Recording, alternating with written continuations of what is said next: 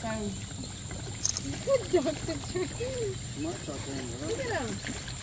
Oh, yeah. Anyhow, we just, Oh, it's under. I don't know where it is. Look, right there. Look, they just keep chasing after it. It's like football. Yeah. Wow. The difference in the turtles, a female turtle is going to be larger than the male turtle.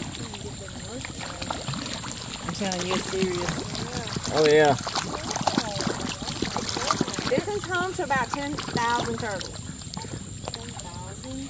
Yes, ma'am. We raise red ears. We raise yellow bellies, map turtles.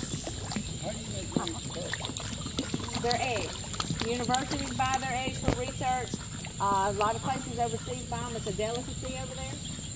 So as long as the check clears, we'll sell them what they need. They have to give an affidavit saying that they have permission to buy turtle eggs or even the baby turtles.